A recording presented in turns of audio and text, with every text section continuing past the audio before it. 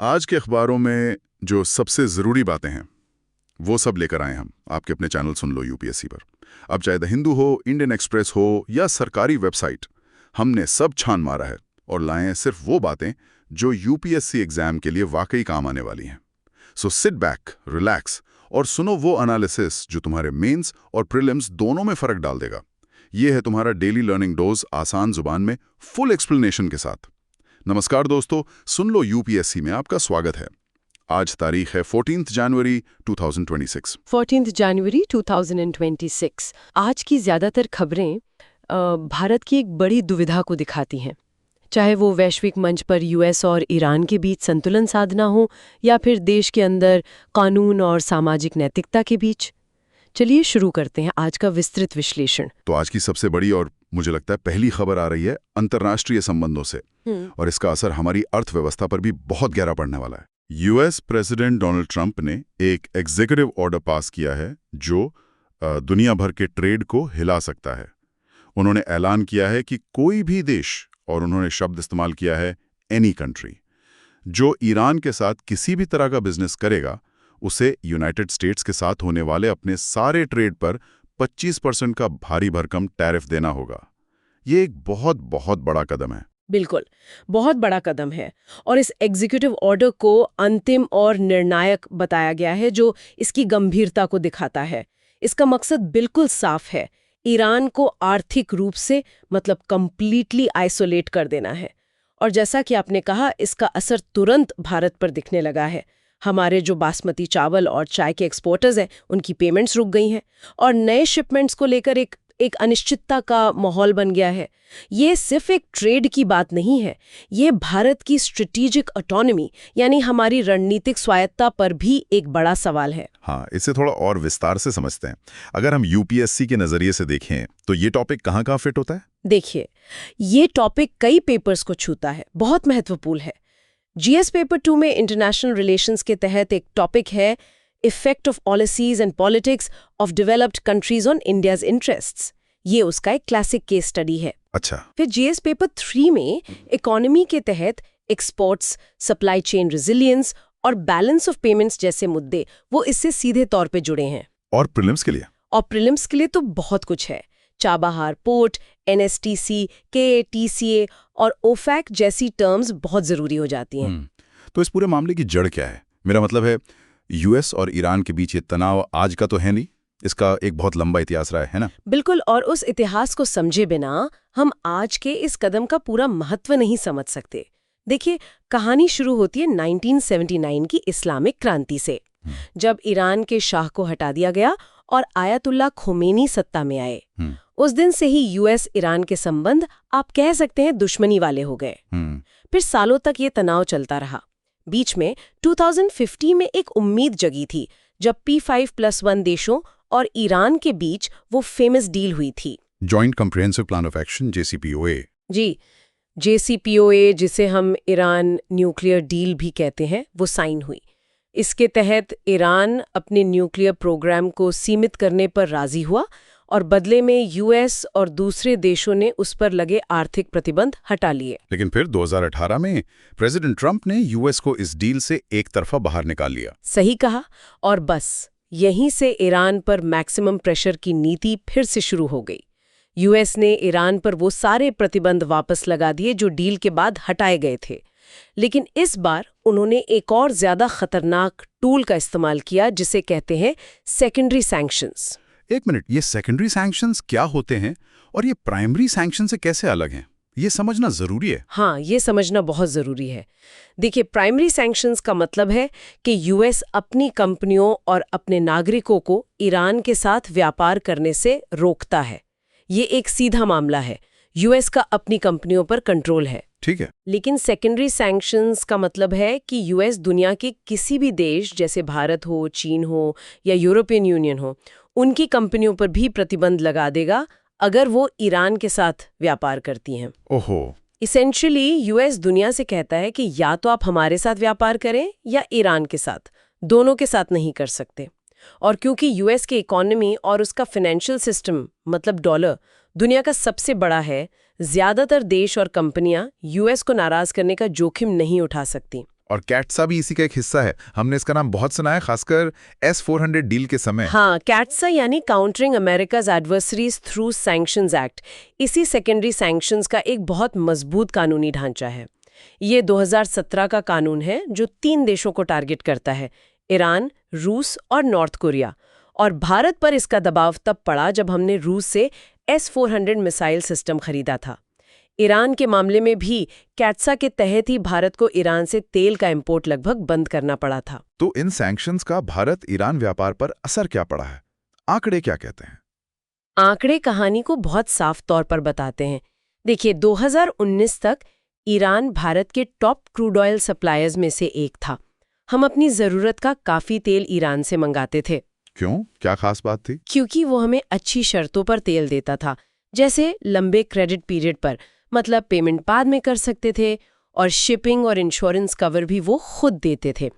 तो उस समय फाइनेंशियल ईयर 2019 में हमारा द्विपक्षीय व्यापार लगभग $17 बिलियन था। $17 बिलियन? जी, लेकिन सैंक्शंस के दबाव में जब हमने तेल का इंपोर्ट बंद किया तो ये व्यापार बुरी तरह से गिरा। फाइनेंशियल ईयर 2025 तक ये गिरकर सिर्फ 1.68 बिलियन रह गया। सिर्फ 1.68 बिलियन, ये तो 90% से भी ज्यादा की गिरावट है। बिल्कुल, बहुत बड़ी गिरावट। लेकिन अगर तेल का व्यापार बंद हो गया तो ये जो 1.68 बिलियन का व्यापार हो रहा था, ये किस चीज का था? यही इस कहानी का दिलचस्प मोड़ है। अंतर्राष्ट्रीय प्रतिबंधों में आम तौर पर एक ह्यूमैनिटेरियन एग्जेम्पशन होता है। अच्छा, मानवीय छूट। हाँ, यानी खाने पीने की चीजें, कृषि उत्पाद और दवाएं, इन पर प्रतिबंध लागू नहीं होते। तो भारत इसी विंडो का इस्तेमाल कर रहा था।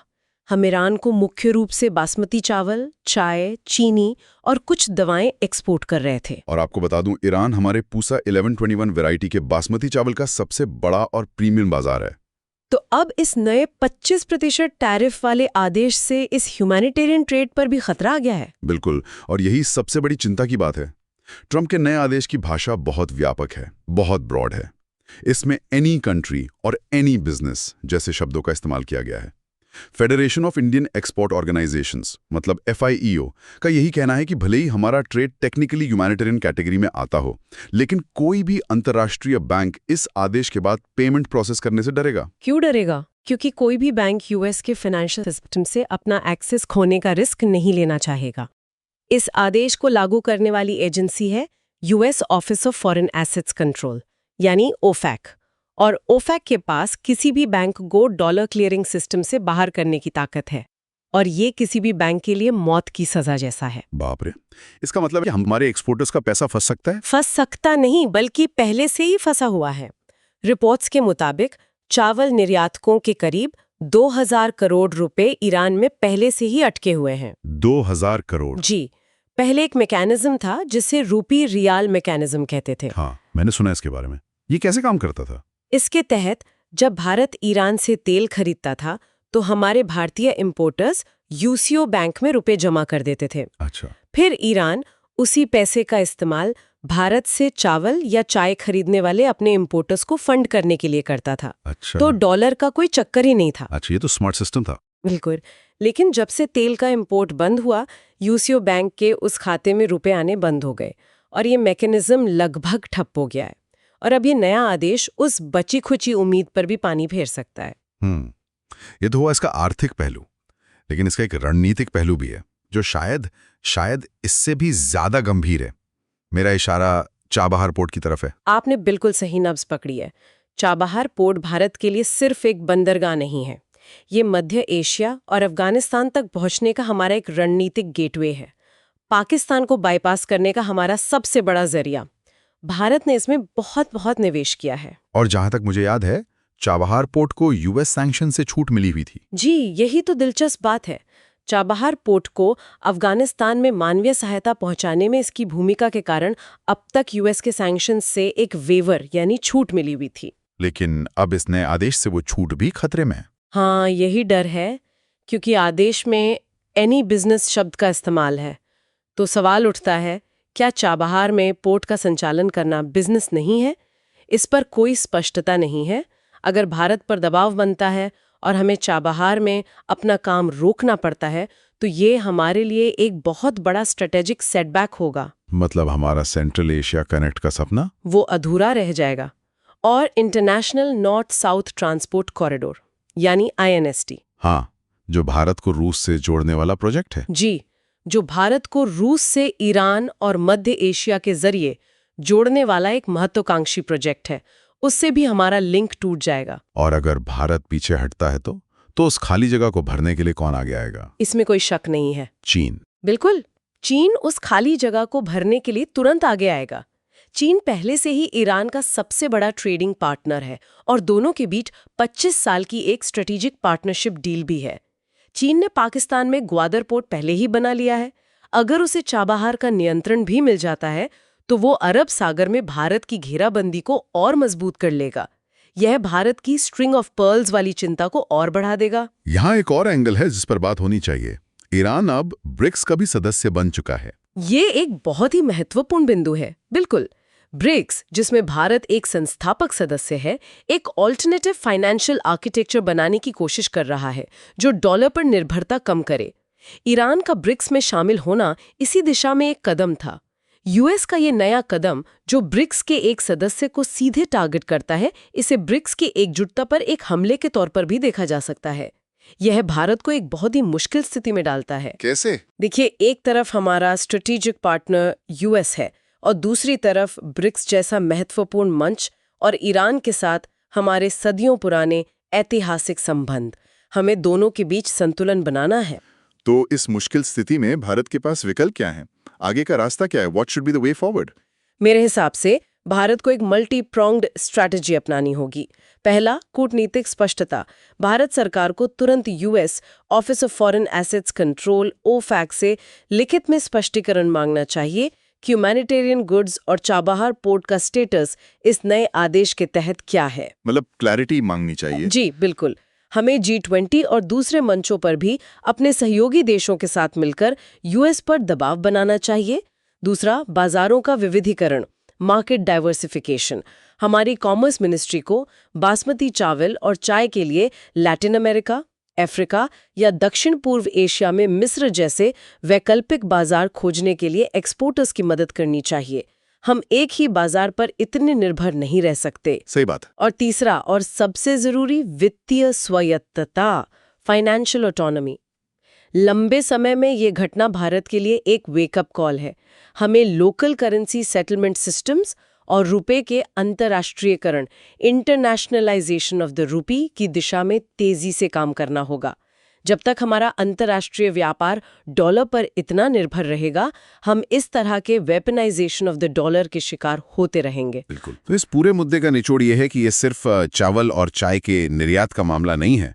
ये भारत की विदेश नीति के सामने एक बहुत बड़ी चुनौती है जो हमें रणनीतिक स्वायत्तता और आर्थिक लचीलेपन के बीच एक महीन संतुलन बनाने पर मजबूर कर रही है। आपने बिल्कुल सही कहा। The key takeaway is the weaponization of the dollar is forcing India to accelerate its quest for true strategic and financial autonomy. और ये एक ऐसी थीम है जो हम ग्लोबल साउथ के कई देशों में देख रहे हैं। सुप्रीम कोर्ट ने Hindu adoptions and maintenance act 1956, जिसे हम संक्षेप में हमा कहते हैं, उसकी एक बहुत ही प्रगतिशील और महत्वपूर्ण व्याख्या की है। जी हाँ, ये फैसला महिलाओं के अधिकारों और खासकर विधवाओं की सामाजिक सुरक्षा के लिहाज से एक मील का पत्थर साबित हो सकता है। केस का नाम है कंचना राय वर्सेस गीता शर्मा। इस केस में जस्टिस पंकज मित्तल और SVN भट्टी की बेंच ने ये फैसला सुनाया है कि एक हिंदू बहू अपने ससुर की मृत्यु के बाद उनकी संपत्ति से भरण पोषण यानी मेंटेनेंस का दावा कर सकती है। अच्छा। और सबसे महत्वपूर्ण बात यह है कि इस अधिकार पर इस बात से कोई फर्क नहीं पड़ता कि उसके पति की मृत्यु ससुर से पहले हुई थी या बाद में।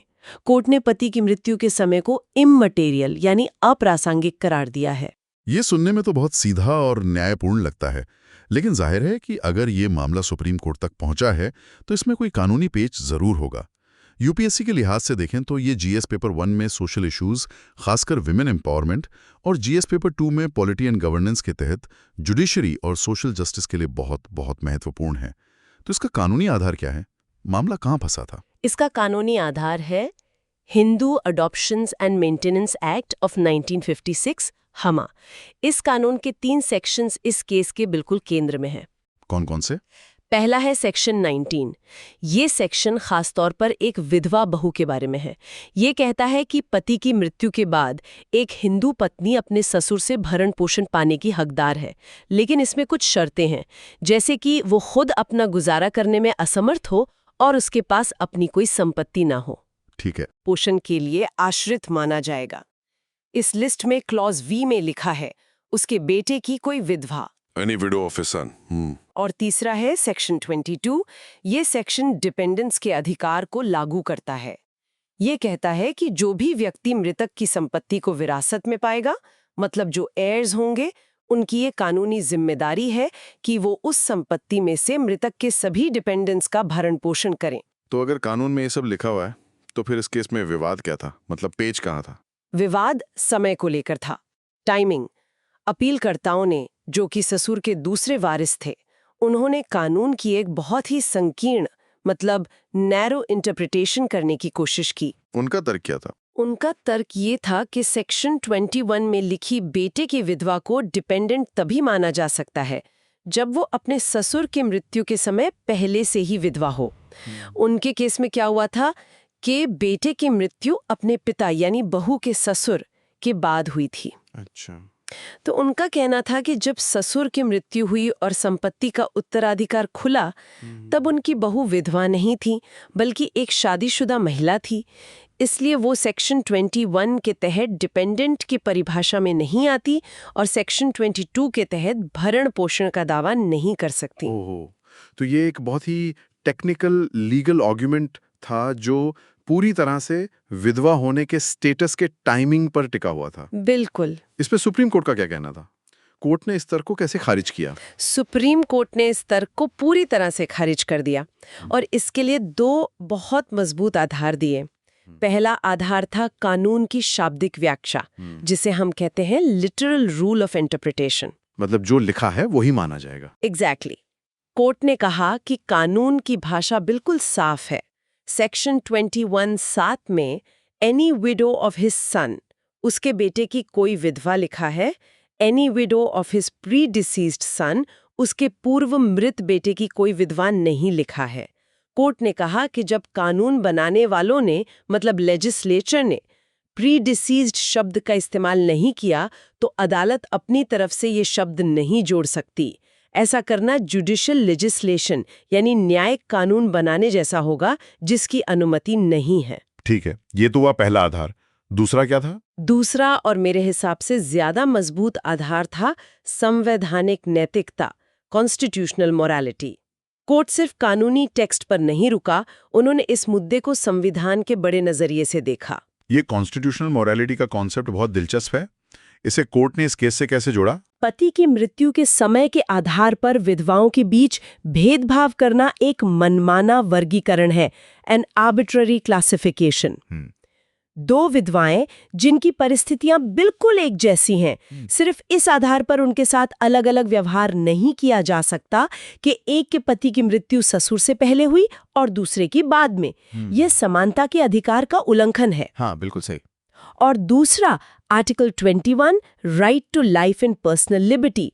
सुप्रीम कोर्ट ने कई बार कहा है कि जीने के अधिकार का मतलब सिर्फ सांस लेना नहीं है, बल्कि सम्मान से जीना है, a right to live with dignity. Court ने कहा कि एक विधवा बहू को भरण पोषण से इनकार करना उसे गरीबी, बेसहारापन और अपमान की ओर धकेल सकता है, जो उसके सम्मान से जीने के अधिकार का सीधा उल्लंघन है। अच्छा। के कमजोर सदस्यों, खासकर महिलाओं और बच्चों को बेसहारा होने से बचाना है। और कानून की कोई भी व्याख्या जो इस उद्देश्य के खिलाफ जाती है, वो संवैधानिक नैतिकता के भी खिलाफ है। तो इस फैसले का समाज पर क्या प्रभाव पड़ेगा? इसका लॉन्ग टर्म इम्प्लीकेशन क्या है? इसके कई दूरगामी प्रभाव हैं, बहुत पॉजिटिव प्रभाव है। पहला तो ये अधिकार की स्थापना करता है।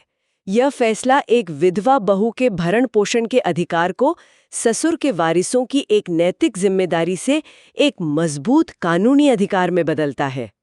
अब ये कोई दया का पात्र नहीं, बल्कि कानून द्वारा दिया गया हक है। बहुत बड़ा बदलाव है ये। बिल्कुल। दूसरा है वित्तीय सुरक्षा। यह संयुक्त परिवार प्रणाली के भीतर महिलाओं की फाइनेंशियल सिक्योरिटी को बहुत मजबूत करेगा। कई बार पति की मृत्यु के बाद एक महिला को ससुराल में पूरी तरह से बेसहारा छोड़ दिया जाता है। ये फैसला उन्हें एक कानूनी सुरक्षा कवच प्रदान करता है। और अदालतों के लिए? तीसरा है न्यायिक मिसाल। अब देश भर की फैमिली कोर्ट्स और हाई कोर्ट्स को इस फैसले का पालन करना होगा।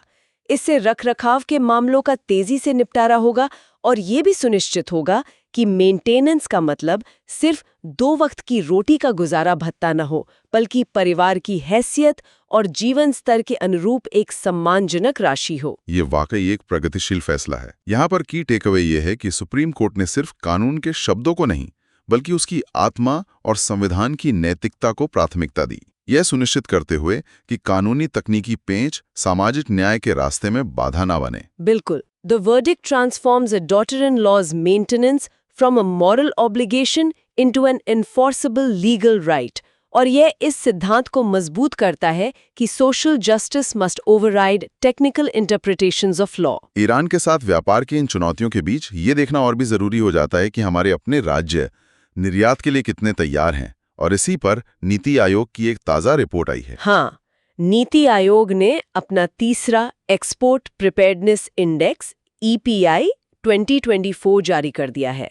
ये इंडेक्स राज्यों के बीच एक स्वस्थ प्रतिस्पर्धा, अ हेल्दी कंपटीशन को बढ़ावा देता है ताकि वे अपनी निर्यात क्षमता को बढ़ा सकें। और इस बार भी तमिलनाडु ने अपनी बादशाहत कायम रखते हुए पहला स्थान हासिल किया है। उसके बाद महाराष्ट्र दूसरे और कर्नाटक तीसरे स्थान पर हैं। ये कॉम्पिटिटिव फेडरलिज्म का एक बेहतरीन उदाहरण है, जहां केंद्र सरकार राज्यों को एक दूसरे से सीखने और बेहतर प्रदर्शन करने के लिए प्रोत्साहित करती है। यूपीएससी के लिए ये जीएस पेपर 3 इकोनॉमी में मोबिलाइजेशन ऑफ रिसोर्सेज और जीएस पेपर 2 गवर्नेंस में रोल ऑफ नीति आयोग के लिए महत्वपूर्ण है। चलिए पहले रैंकिंग्स पर एक नजर डालते हैं। जरूर। अगर हम ओवरऑल टॉप परफॉर्मर्स की बात करें तो पहले स्थान पर है तमिलनाडु, जिसका स्कोर है 80.89। दूसरे स्थान पर है महाराष्ट्र, स्कोर है 78.20। तीसरे पर कर्नाटक, स्कोर 76.36। और गुजरात का क्या हुआ? वो तो हमेशा टॉप पर रहता था। हाँ, इस बार गुजरात खिसक गया है। गुजरात जो पिछले संस्करणों में टॉपर था, अब 73.22 के स्कोर के साथ चौथे स्थान पर है। अच्छा, ये तो हुई ओवरऑल रैंकिंग। रिपोर्ट राज्यों को अलग अलग कैटेगरीज में भी तो बांटती है, उसमें कौन आ गया है? हाँ, ताकि एक जैसी भौगोलिक स्थिति वाले राज्यों के बीच तुलना हो सके, एप्पल टू एप्पल कंपैरिजन। तो कोस्टल स्टेट्स, तटीय राज्यों में जाहिर है तमिलनाडु ने टॉप किया है। लैंडलॉक्ड स्टेट्स, भूमि से घिरे राज्यों में हरियाणा अव्वल रहा है। हरियाणा, ये दिलचस्प है। जी। और हिमालयन स्टेट्स, हिमालयी राज्यों में उत्तराखंड ने सबसे अच्छा प्रदर्शन किया है। और यूटीज, स्मॉल स्टेट्स, केंद्र शासित प्रदेशों, छोटे राज्यों में दिल्ली सबसे आगे है। ये रैंकिंग्स तो दिलचस्प हैं, लेकिन अगर किसी एस्पिरेंट को मेंस में लिखना हो तो वो कौन से कोर पॉइंट्स हैं जो उसे इन आंकड़ों से निकालने चाहिए? मेरा मतलब है, ये इंडेक्स किन आधारों पर, किन पिलर्स पर राज्यों को रैंक करता है? बहुत अच्छा सवाल है। ये इंडेक्स सिर्फ निर्यात के आंकड़ों को नहीं देखता, बल्कि पूरी तैयारी को मापता है। ये 4 मुख्य स्तंभ, 4 मेन पिलर्स पर आधारित है। पहला है पॉलिसी पिलर। ये देखता है कि राज्य की एक्सपोर्ट पॉलिसी कितनी मजबूत है। क्या राज्य ने एक डेडिकेटेड एक्सपोर्ट प्रमोशन पॉलिसी बनाई है? क्या इंस्टीट्यूशनल फ्रेमवर्क मौजूद है? जैसे एक्सपोर्ट प्रमोशन काउंसिल वगैरह। बिल्कुल। दूसरा है बिजनेस इकोसिस्टम पिलर। ये व्यापार करने में आसानी को मापता है। राज्य में इंफ्रास्ट्रक्चर कैसा है? सड़कें, बिजली, पानी, फाइनेंस तक पहुंच कितनी आसान है? तीसरा है एक्सपोर्ट इकोसिस्टम पिलर। ये खास तौर पर निर्यात से जुड़े इकोसिस्टम को देखता है। राज्य में एक्सपोर्ट ओरिएंटेड इंफ्रास्ट्रक्चर जैसे पोर्ट्स, एयरपोर्ट्स, कंटेनर डिपोज, ये सब कैसा है? क्या राज्य में R&D और इनोवेशन को बढ़ावा दिया जा रहा है? और चौथा परफॉर्मेंस पर होगा। जी, चौथा और आखिरी स्तंभ है एक्सपोर्ट परफॉर्मेंस पिलर। ये एक्चुअल परफॉर्मेंस को देखता है। राज्य का कुल निर्यात कितना है? निर्यात में वृद्धि दर क्या है? क्या राज्य अपने निर्यात को डाइवर्सिफाई कर रहा है?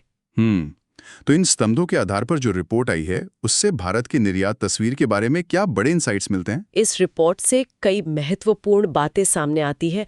पहला, द कोस्टल डिविडेंड, मतलब तटीय होने का फायदा।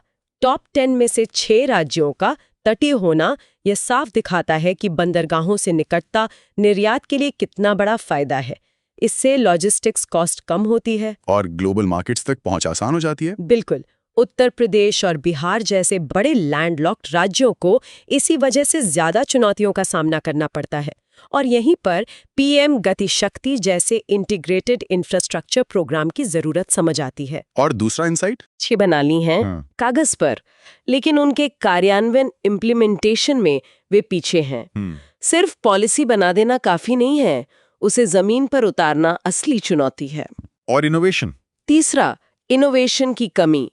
ज्यादातर राज्यों का निर्यात अभी भी पारंपरिक वस्तुओं जैसे कृषि उत्पाद, टेक्सटाइल्स और जेम्स एंड ज्वेलरी पर केंद्रित है। R&D में निवेश की कमी राज्यों को प्राथमिक वस्तुओं के निर्यात से हाई-टेक मैन्युफैक्चरिंग और हाई वैल्यू गुड्स की ओर बढ़ने से रोकती है। रिपोर्ट में डिस्ट्रिक्ट एज एक्सपोर्ट हब्स यानी DEH पहल पर भी जोर दिया गया है। इसका क्या महत्व है? ये एक गेम चेंजर आइडिया है। इसका मतलब है कि निर्यात को बढ़ावा देने की रणनीति अब सिर्फ राज्य की राजधानियों तक सीमित नहीं रहनी चाहिए, बल्कि हर जिले के स्तर पर बननी चाहिए। हर जिले की अपनी एक खासियत होती है, जैसे ग्लोबल हब बन चुके हैं। उत्तर प्रदेश में मुरादाबाद पीतल के काम के लिए और भदोई कालीन के लिए प्रसिद्ध है। DEH पहल का मकसद हर जिले के ऐसे ही यूनिक प्रोडक्ट्स को पहचानना और उन्हें ग्लोबल मार्केट तक पहुंचाने में मदद करना है। और सर्विस एक्सपोर्ट्स के बारे में रिपोर्ट क्या कहती है?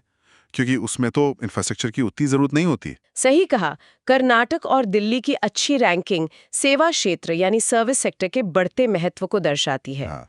IT, ITES, R&D, कंसल्टेंसी, इन सब में सर्विस एक्सपोर्ट का एक बड़ा फायदा ये है कि यह फिजिकल इंफ्रास्ट्रक्चर पर कम और ह्यूमन कैपिटल यानी स्किल्ड वर्कफोर्स पर ज्यादा निर्भर करता है। इसलिए जो राज्य अपनी शिक्षा और स्किल डेवलपमेंट पर निवेश करेंगे वे सर्विस एक्सपोर्ट में आगे निकल सकते हैं। तो इन सब इंसाइट्स के आधार पर राज्यों और केंद्र सरकार के लिए आगे की राह क्या होनी चाहिए? रिपोर्ट कुछ स्पष्ट सुझाव देती है।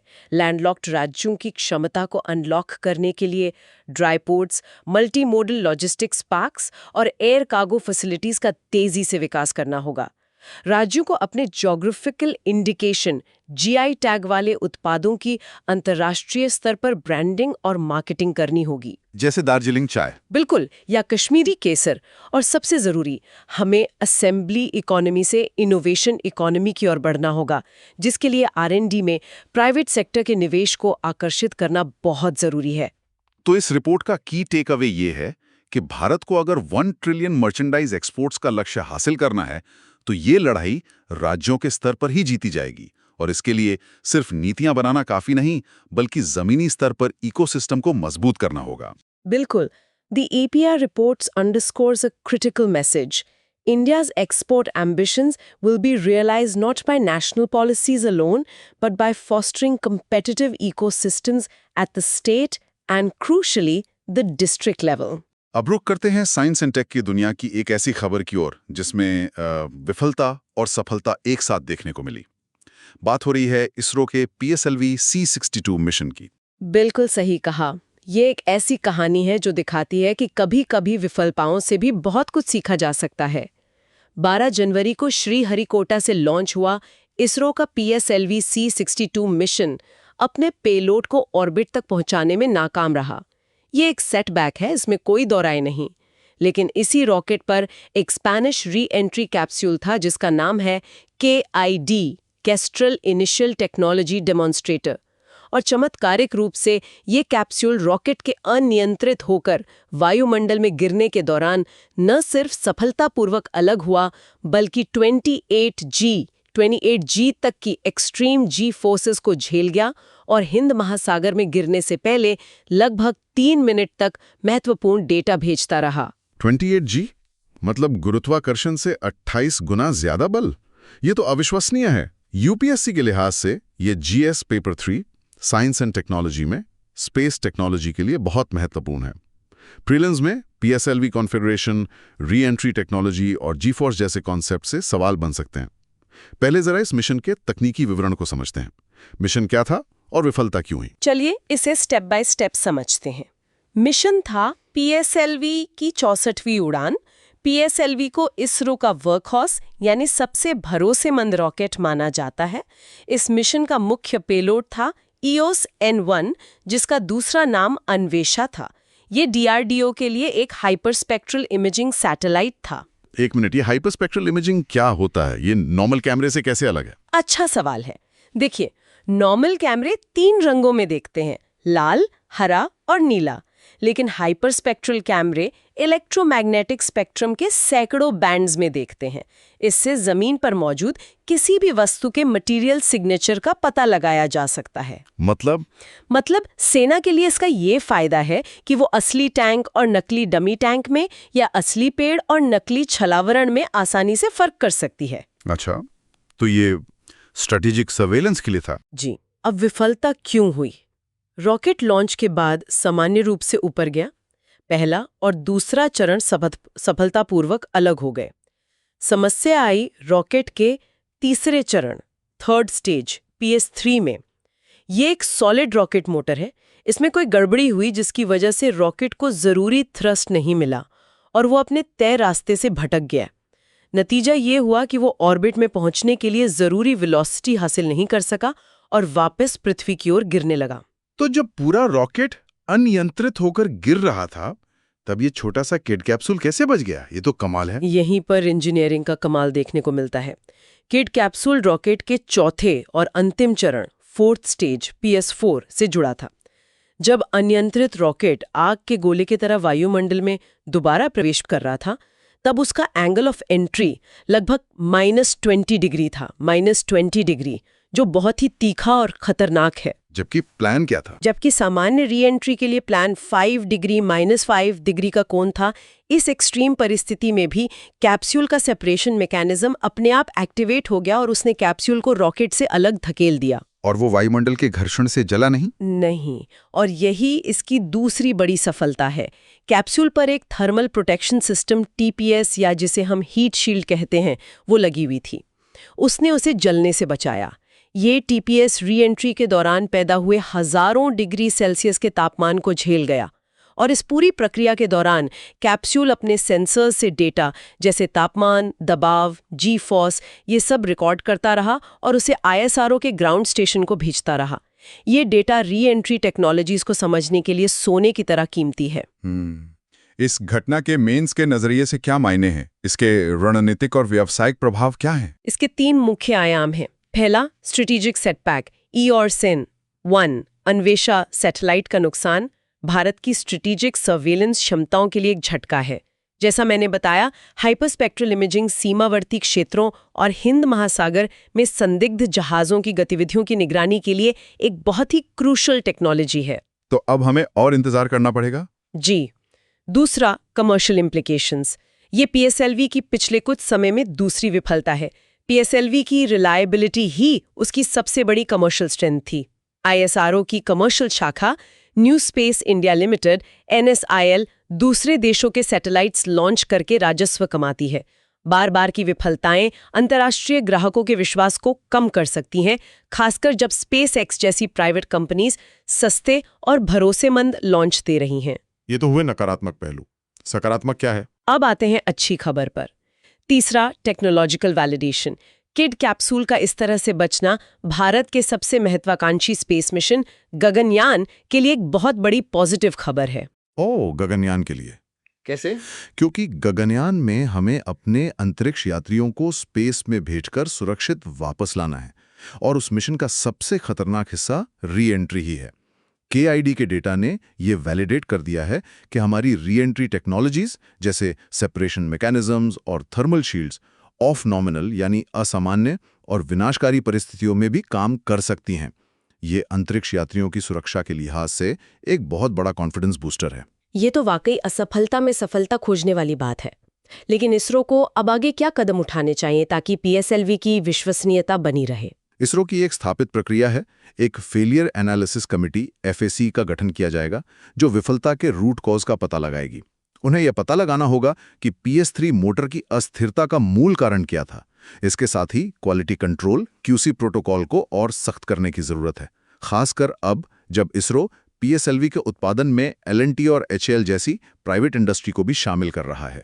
तो इस घटना का की टेक अवे ये है कि PSLV-62 मिशन भले ही असफल रहा हो, लेकिन इसने गगनयान मिशन के सबसे महत्वपूर्ण हिस्से री एंट्री सेफ्टी को वैलिडेट करके एक बड़ी सफलता भी हासिल की है।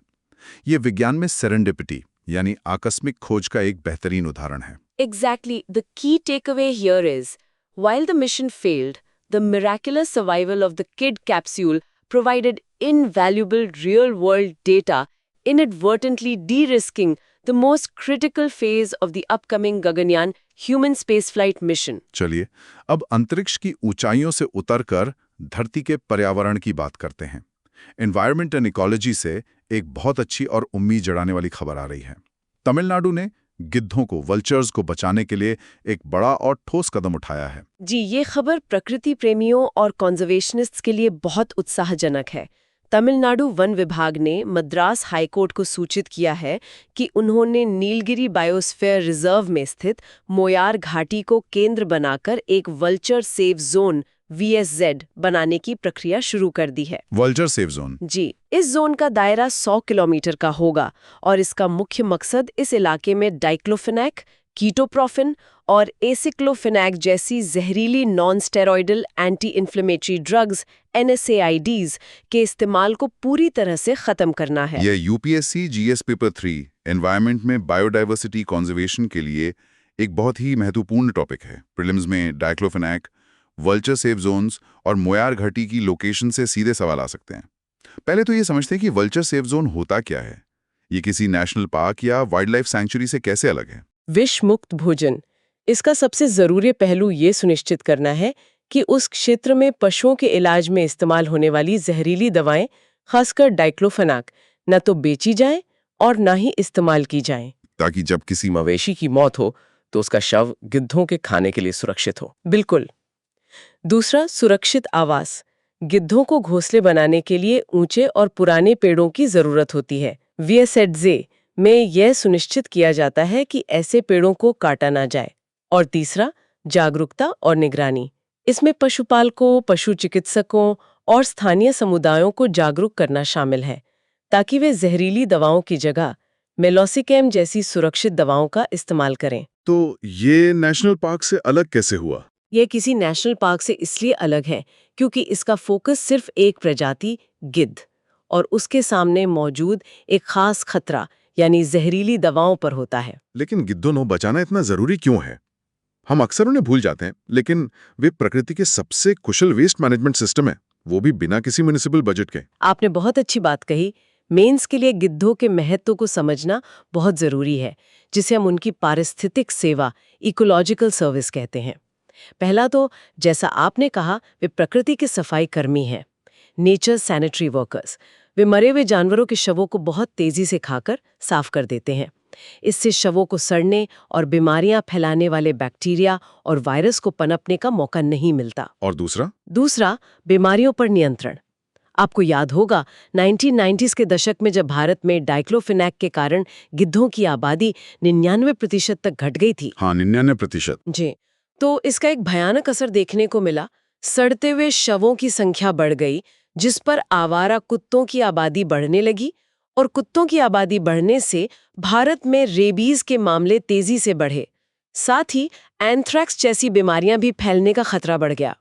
तो गिद्धों को बचाना सीधे तौर पर एक पब्लिक हेल्थ नेसेसिटी भी है। तो ये डिक्लोफेनेक दवा करती क्या है? ये गिद्धों के लिए इतनी घातक क्यों है? डिक्लोफेनेक एक दर्द निवारक दवा है, एन एंटी इन्फ्लेमेटरी ड्रग, जिसे मवेशियों में सूजन और दर्द कम करने के लिए इस्तेमाल किया जाता है। जब इस दवा से इलाज किया गया कोई मवेशी मर जाता है और कोई गिद्ध उस शव को खाता है, तो ये दवा गिद्ध के शरीर में चली जाती है। ये गिद्धों में गाउट जैसी स्थिति पैदा करती है और उनकी किडनी को पूरी तरह से फेल कर देती है। दवा के संपर्क में आने के कुछ ही हफ्तों में गिद्ध की दर्दनाक मौत हो जाती है। बाप रे। VSZ मॉडल संरक्षण की रणनीति के तौर पर कितना कारगर है? VSZ मॉडल संरक्षण के फोकस को एक्स सिट्यू कंजर्वेशन से इन सिट्यू कंजर्वेशन की ओर ले जाता है। एक्स सिट्यू मतलब चिड़ियाघर या ब्रीडिंग सेंटर? जी, और इन सिट्यू मतलब उनके प्राकृतिक आवास में। ब्रीडिंग सेंटर जरूरी है, लेकिन जब तक हम जंगल में उनके लिए सुरक्षित माहौल नहीं बनाएंगे, तब तक हम उन ब्रीड किए गए गिद्धों को वापस छोड़ नहीं सकते। VAZ यही सुरक्षित माहौल बनाने का एक तरीका है। इसमें चुनौतियां क्या है? इसकी सफलता के लिए मल्टी डिपार्टमेंटल कोऑर्डिनेशन की जरूरत होती है। वन विभाग, पशुपालन विभाग और ड्रग कंट्रोल विभाग को मिलकर काम करना पड़ता है। असली चुनौती जमीन पर पशुपालकों और पशु चिकित्सकों के व्यवहार में बदलाव लाना है। प्रीलिम्स के लिए मोयर घाटी की लोकेशन और वहां पाई जाने वाले गिद्धों की प्रजातियों के बारे में भी कुछ बताइए। जरूर। मोयर घाटी तमिलनाडु में नीलगिरी पहाड़ियों में स्थित है। यह एक बहुत ही महत्वपूर्ण वन्यजीव गलियारा है जो पश्चिम में मुदमलाई टाइगर रिजर्व को पूर्व में सत्यमंगलम टाइगर रिजर्व से जोड़ता है। यह दक्षिण भारत में गिद्धों का आखिरी गढ़ माना जाता है। और प्रजातियां? यहाँ 4 प्रकार के गिद्ध पाए जाते हैं और उनका IUCN स्टेटस याद रखना बहुत जरूरी है। White rumped vulture critically endangered, Indian vulture critically endangered, red headed vulture critically endangered और Egyptian vulture endangered. 3 critically endangered और 1 एंडेंजर्ड। जी, ये एस्पिरेंट्स को याद होना चाहिए। तो इस खबर का की टेक अवे ये है कि वल्चर सेफ जोन मॉडल एक प्रोएक्टिव और होलिस्टिक कंजर्वेशन स्ट्रैटेजी है जो सिर्फ एक प्रजाति को नहीं बचाती बल्कि पूरे इकोसिस्टम के स्वास्थ्य और इंसानों को भी बीमारियों से बचाने में मदद करती है। बिल्कुल। The Moyar valley VSZ initiative is a crucial step from captive breeding to landscape level conservation और ये दिखाता है कि saving the vulture is essential for maintaining the health of the entire ecosystem including human populations. अब बात करते हैं आंतरिक सुरक्षा की। इस मोर्चे पर 2 बड़ी खबरें हैं, एक घरेलू स्तर पर और एक अंतर्राष्ट्रीय सहयोग के स्तर पर। घरेलू मोर्चे पर दिल्ली पुलिस ने संगठित अपराध के खिलाफ एक बड़ा अभियान चलाया है जिसका नाम है ऑपरेशन गैंग बस्ट। ये 48 घंटे का एक बहुत बड़ा ऑपरेशन था जिसमें 9000 से ज्यादा पुलिसकर्मियों ने दिल्ली और आसपास के इलाकों में 4000 ठिकानों पर एक साथ छापेमारी की। 9000 पुलिसकर्मी? जी, इस ऑपरेशन में 854 लोगों को गिरफ्तार किया गया है जिनमें लॉरेंस बिश्नोई और नीरज भवाना जैसे बड़े क्राइम सिंडिकेट से जुड़े 280 गैंगस्टर्स भी शामिल हैं। ये तो बहुत बड़े पैमाने पर की गई कार्रवाई है। इसमें MCO का जैसे कड़े कानून का भी इस्तेमाल किया गया है ना? हाँ, और ये महत्वपूर्ण है। MCOA यानी Maharashtra control of organised crime act एक बहुत ही सख्त कानून है जिसे दिल्ली में भी लागू किया गया है। इसका इस्तेमाल ये दिखाता है कि पुलिस अब इन गिरोहों को सिर्फ छोटे-मोटे अपराधियों के तौर पर नहीं बल्कि एक संगठित अपराध ऑर्गेनाइज्ड क्राइम के तौर पर देख रही है। MCO के तहत जमानत मिलना बहुत मुश्किल होता है और पुलिस को जांच के लिए ज्यादा समय मिलता है। और अंतर्राष्ट्रीय स्तर पर क्या हो रहा है? अंतर्राष्ट्रीय स्तर पर नई दिल्ली में 16वीं 16th ADM+ experts working group यानी EWG की बैठक शुरू हुई है। यह खास तौर पर काउंटर टेररिज्म आतंकवाद रोधी उपायों पर केंद्रित है। इसकी सह अध्यक्षता भारत और मलेशिया कर रहे हैं। ADM+ क्या है? ADM+ आसियान और इसके 8 डायलॉग पार्टनर्स जिसमें भारत, चीन, US, रूस सब शामिल हैं, उनके रक्षा मंत्रियों का एक मंच है। यह बैठक पिछले साल हुई दिल्ली घोषणा को लागू करने पर ध्यान केंद्रित करेगी। तो UPSC GS paper 3 internal security के लिए इन दोनों खबरों को एक साथ देखने पर क्या बड़ी तस्वीर उभरती है? इन दोनों खबरों को जोड़ने पर हमें आज के सुरक्षा खतरों का पूरा स्पेक्ट्रम दिखाई देता है। दिल्ली का ऑपरेशन दिखाता है कि कैसे स्थानीय गिरोह अब सिर्फ लोकल क्राइम तक सीमित नहीं है, वे ट्रांसनेशनल सिंडिकेट्स अंतर्राष्ट्रीय आपराधिक सिंडिकेट में बदल गए हैं। कैसे? ये गैंगस्टर अब वॉइप का इस्तेमाल करके विदेशों से एक्सटॉर्शन कॉल करते हैं, पेमेंट के लिए क्रिप्टो करेंसी का इस्तेमाल करते हैं और ड्रोन के जरिए सीमा पार से आधुनिक हथियार मंगवाते हैं। यह नार्को टेररिज्म और ऑर्गेनाइज्ड क्राइम के बीच की धुंधली होती रेखा को दिखाता है। और ADMM+ वहीं ADMM+ बैठक इस खतरे से निपटने के लिए अंतर्राष्ट्रीय सहयोग के महत्व को दर्शाती है। आतंकवाद और संगठित अपराध अब किसी एक देश की समस्या नहीं है, इनके नेटवर्क पूरी दुनिया में फैले हैं। इसलिए इनसे निपटने के लिए intelligence sharing, joint training exercises और बेस्ट प्रैक्टिसेस को साझा करना बहुत जरूरी है। ये बैठक सिर्फ टॉक शॉप से आगे बढ़कर इंटरऑपरेबिलिटी यानी मिलकर काम करने की क्षमता विकसित करने की ओर एक कदम है।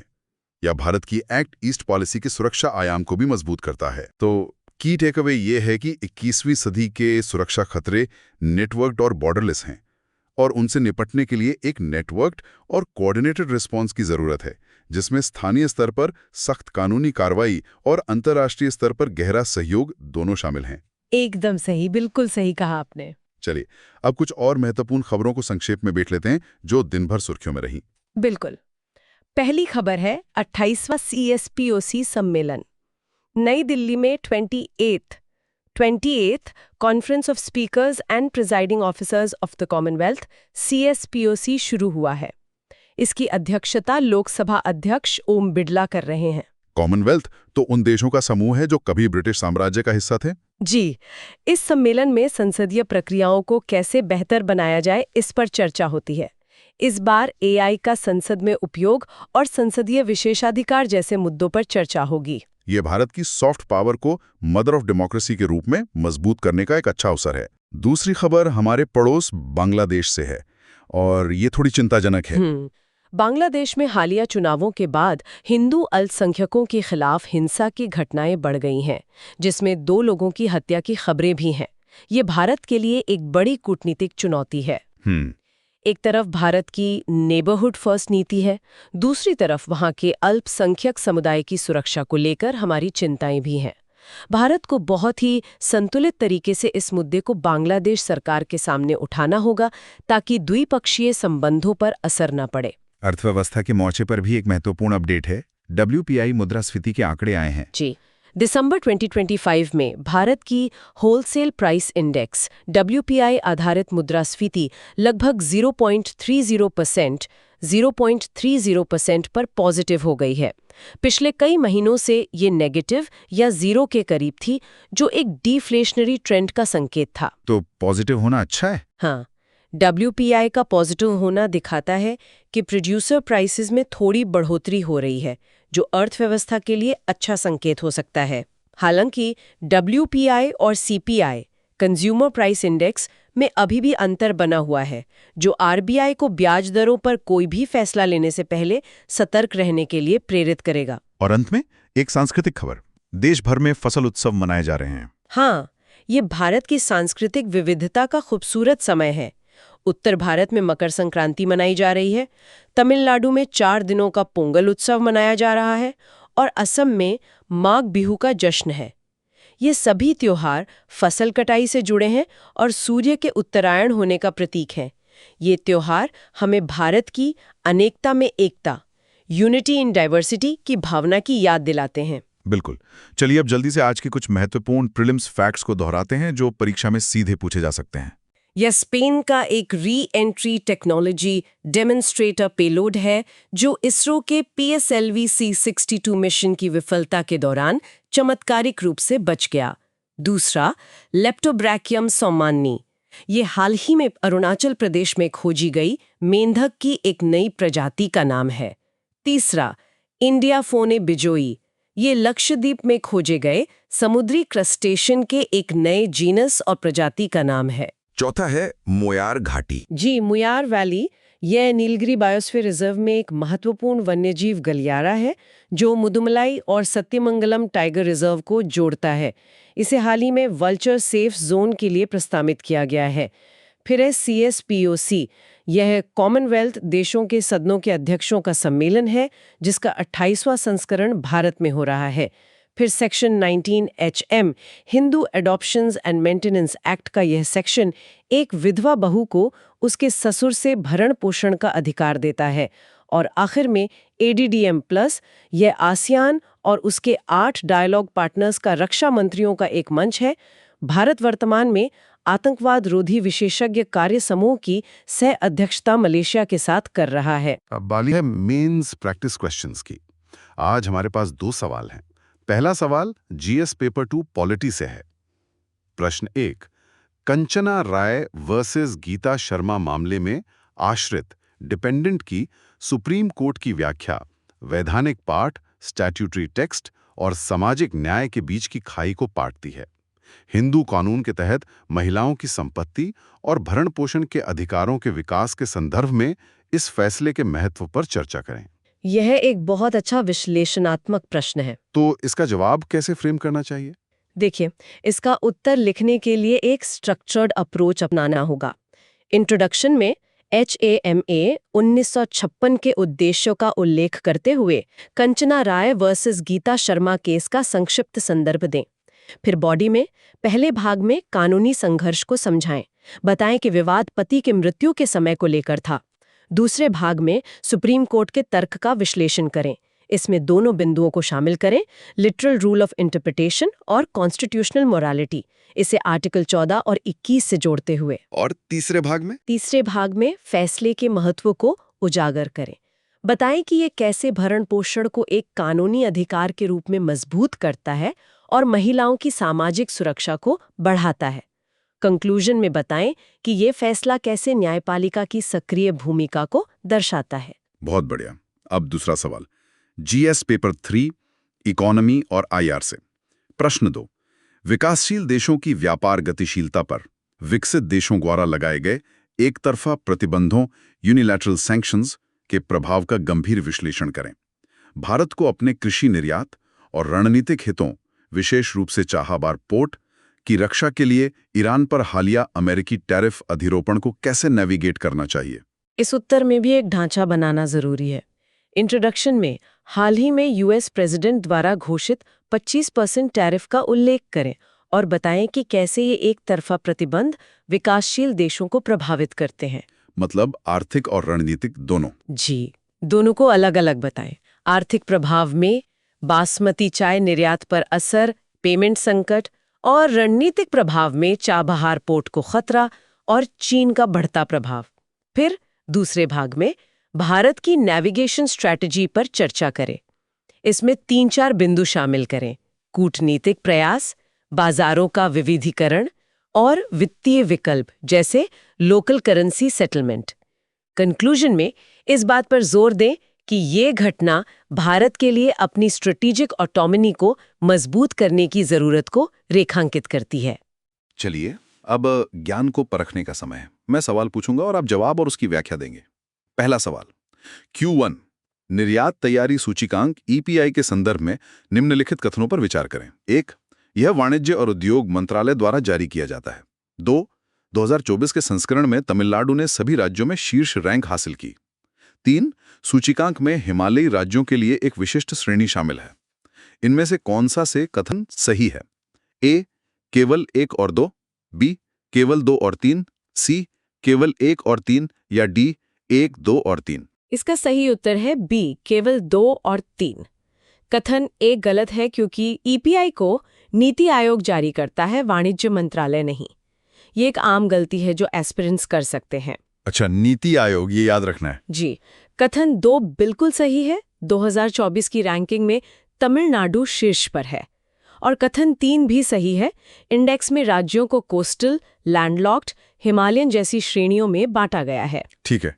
Q2 मोयार घाटी, जो हाल ही में गिद्ध सुरक्षित क्षेत्रों के लिए खबरों में थी, किन 2 संरक्षित क्षेत्रों के बीच एक महत्वपूर्ण गलियारे के रूप में कार्य करती है? A. नागरहोल और वायनाड, B. मुदुमलाई और सत्यमंगलम, C. साइलेंट वैली और मुकुर्थी, D. पेरियार और परम्बिकुलम। इसका सही जवाब है B, मुदुमलाई और सत्यमंगलम। मोयार घाटी तमिलनाडु में इन 2 महत्वपूर्ण टाइगर रिजर्व को जोड़ने वाला एक वाइटल कॉरिडोर है, जो हाथियों और अन्य वन्यजीवों की आवाजाही के लिए भी बहुत महत्वपूर्ण है। अगला सवाल, Q3 किड कैप्सूल, जो हाल ही में एक लॉन्च विसंगति से बच गया, किससे संबंधित है? A. इसरो के गगनयान क्रू मॉड्यूल का एक प्रोटोटाइप, B. PSLV C-62 पर एक Spanish re entry technology demonstrator payload, C. NASA के आर्टेमिस कार्यक्रम का एक हिस्सा, D. एक गहरे समुद्र में अन्वेषण के लिए बनाया गया वाहन। ये आसान है। सही उत्तर है B, किड एक स्पेनिश कंपनी द्वारा बनाया गया री एंट्री कैप्सूल है, जो PSLV C-62 मिशन पर एक राइड शेयर पेलोड के तौर पर भेजा गया था। ठीक है। Q4 निम्नलिखित में से कौन सा देश भारत के साथ आतंकवाद पर 16वें ADMM+ विशेषज्ञ कार्य समूह की सह अध्यक्षता करता है? A. Indonesia, B. Malaysia, C. Singapore, D. Vietnam. सही उत्तर है B, मलेशिया। भारत और मलेशिया वर्तमान में ADMM+ के तहत काउंटर टेररिज्म पर बने एक्सपर्ट्स वर्किंग ग्रुप के सह अध्यक्ष हैं। और आखिरी सवाल, Q5 हिंदू दत्तक ग्रहण और भरण पोषण अधिनियम 1956 के तहत एक विधवा बहू अपने ससुर की संपत्ति से भरण पोषण का दावा कर सकती है। ए, केवल तभी जब उसके पति की मृत्यु ससुर के बाद हुई हो। बी, इस बात की परवाह के बिना कि उसके पति की मृत्यु ससुर से पहले हुई या बाद में। सी, केवल तभी जब उसने पुनर्विवाह न किया हो। डी, केवल तभी जब ससुर के पास पैतृक संपत्ति हो, स्वअर्जित नहीं। इसका सही उत्तर है बी। सुप्रीम कोर्ट ने कंचना राय वर्सेस गीता शर्मा केस में यही स्पष्ट किया है कि पति की मृत्यु का समय अप्रासंगिक है। हालांकि विकल्प सी में दी गई शर्त पुनर्विवाह न करना आमतौर पर एचएमए के तहत लागू होती है, लेकिन प्रश्न का सबसे सटीक उत्तर सुप्रीम कोर्ट के हालिया फैसले के आधार पर बी है। तो ये था आज का विस्तृत विश्लेषण। चलिए आज के की टेकवेज पर एक नजर डालते हैं। पहला, ईरान पर यूएस टैरिफ भारत के लिए एक दोहरी चुनौती है। यह हमारे कृषि निर्यात को तुरंत प्रभावित करता है और चाबहार पोर्ट के माध्यम से हमारी रणनीतिक पहुंच को खतरे में डालता है। दूसरा, सुप्रीम कोर्ट का ऐतिहासिक फैसला जो हिंदू विधवा बहू के भरण पोषण के अधिकार को मजबूत करता है, यह साबित करता है कि सामाजिक न्याय कानूनी तकनीकी व्याख्याओं से ऊपर है। तीसरा, नीति आयोग का एक्सपोर्ट प्रिपेयर्डनेस इंडेक्स दिखाता है कि निर्यात में सफलता के लिए बंदरगाहों से निकटता और जमीनी स्तर पर एक मजबूत इकोसिस्टम जरूरी है, जिसमें तमिलनाडु शीर्ष पर है। चौथा, PSLV-C62 की विफलता के बावजूद किड कैप्सूल का बचना गगनयान मिशन की सुरक्षा के लिए एक अप्रत्याशित लेकिन महत्वपूर्ण वैलिडेशन है। और पांचवा, मोयार घाटी में बल्चर सेफ जोन की स्थापना एक प्रजाति को बचाने से कहीं बढ़कर पूरे इकोसिस्टम और मानव स्वास्थ्य की रक्षा करने का एक प्रयास है। आज की मेहनत कल की कहानी बदल देगी। अगर ये सेशन अच्छा लगा तो लाइक, शेयर और कमेंट जरूर करो और सब्सक्राइब करो सुन लो यूपीएससी को। 299 मेंबरशिप ज्वाइन करके एक्सक्लूसिव कंटेंट का एक्सेस लो।